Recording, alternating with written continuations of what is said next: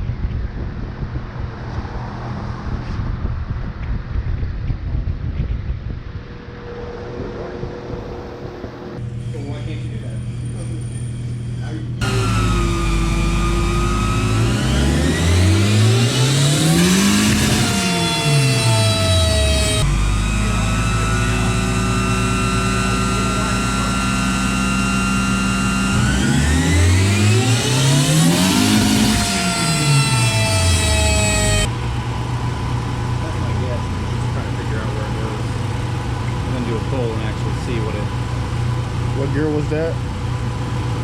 Third or fourth.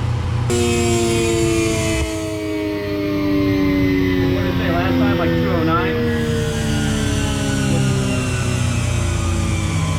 Yeah, just did 212 torque. Yeah. Okay, so last time we maxed out at, 153 I think 220. horsepower at what's the RPM? 64. 6,400. Yeah, so last time we were 337 and 220. It just made 212 torque already, and we're not even, like, we're not. Yeah, it's not even. So it'll definitely pick up.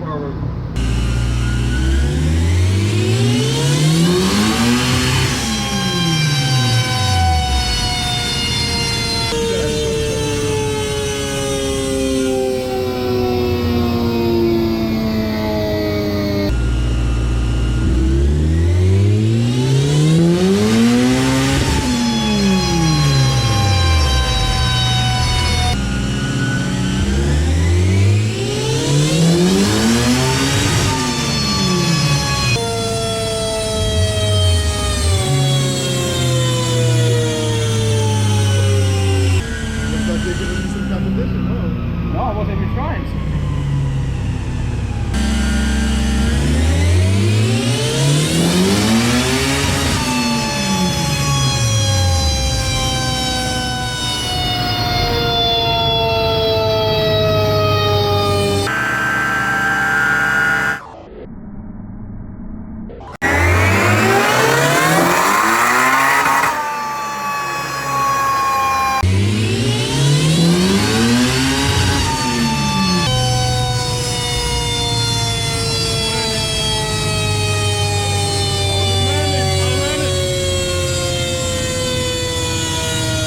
I knew it was gonna hit it.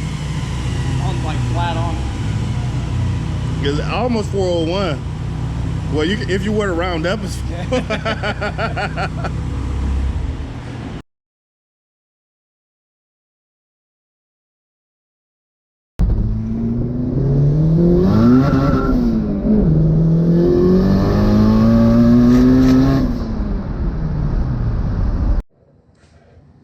Alright, so the goal was swapping the cams. My max horsepower that I was aiming for was like 20 wheel more, and then maybe like 25 mid-range was the idea.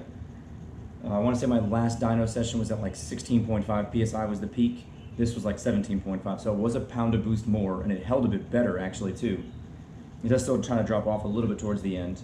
That being said, looking at the dyno chart, obviously the cams helped out drastically. Night and day, even Johnny was just kind of like, wow, you know, this is crazy. This is doing real well. VTEC went from 5,400 down to 4,800. So overall, I just want to thank Johnny at Adams Automotive in Crestview, Florida. If you're in the Panhandle, he's a genuine, awesome car guy, just thoroughly into cars.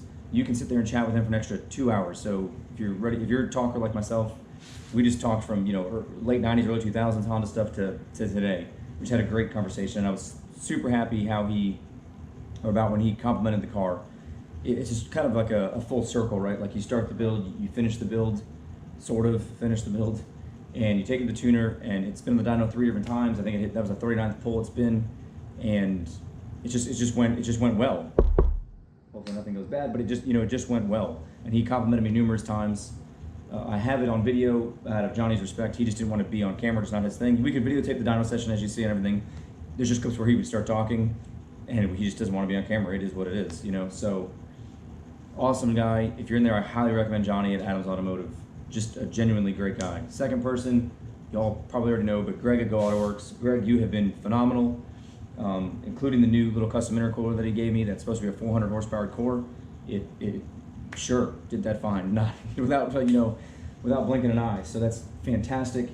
And I get tons of messages on Instagram or just whatever, just asking like, how do I like the kit? Would I buy it again? What would I do different? Whatever. And I pretty much tell everybody, I'm just telling it here now, just Greg is an awesome dude. If you message him, he'll respond through email, whatever. And he knows what he's talking about. We discussed putting a Rotrex blower on the car is what I went to him with first. And he recommended, after I told him what I wanted, that we went with this GT2871R. And the power curve, you look, is just so linear. The car hooks up in third, fourth, just because the curve is linear. I know you could probably change the curve a little bit here and there, but this curve is just perfect on the street. It just is. And it spools quick enough, even the way it is. Like if you saw in the video, I'm short shift, but shifts real slow going into third. The revs, I think, dropped down to like 4,500. So third gear might seem like a little bit slow the way it pulls, but it's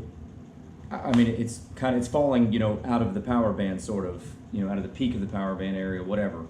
But if you watch the boost gauge, it gets back up there again and then it starts moving again. So if you had someone that could, drag race or shift faster, and I can shift faster than that, but not a drag racer by any means, the car would just move. So I think Greg gave me a perfect combo, and I think just these cams now falling in place just made this combination just heavily effective. It just is, I think it's probably as effective as it's gonna be, kind of. Super happy with it. Can't be any more happier, I don't think. If you look at the temperature in the dyno room too, I think it was like 94, 96 degrees in the dyno sheet, so it was hot in there. We did turn the car off a couple times to let it cool because the room was just so hot. But that being said, super happy. There still will be that aim dash video coming out, fog light video coming out. Just need to get together, put the videos together. This was just a little easier, faster video to put together. And I just kind of wanted to get it out there first. I'm not gonna lie. So that being said, I still gotta paint the bumper. That's next on my agenda this week. And hopefully that'll kind of wrap itself into the fog light video and then a dash video. So in Florida for heat, as far as cooling, I'm still cooling well. If you look at the intercooler video, I think this setup with the bumper being as trimmed as short as it is, or as less open as it is actually cooling the same as it was with the big open bumper and the bigger intercooler.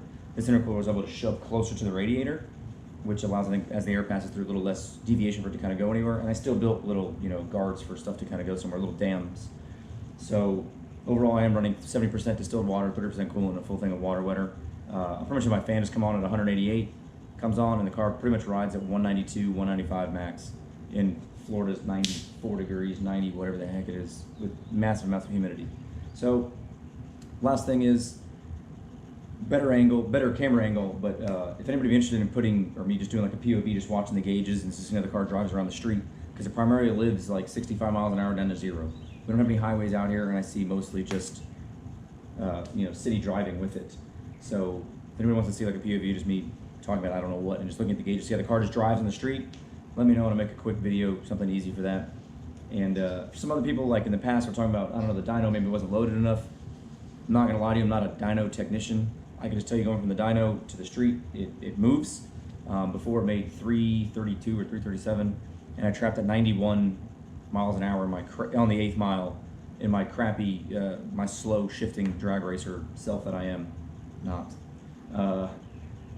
I'm sure with more traction, it probably would have maybe made like 93 miles an hour if I could have let second gear do something. If you watch that video, I pretty much fell down to like $3 grand when I would shift into third gear, because second and first I just could not do anything with.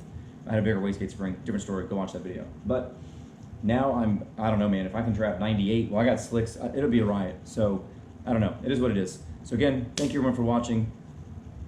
Couldn't be happier of her, she did well. Can't wait to get the bumper together so I can get some new sweet pictures of her.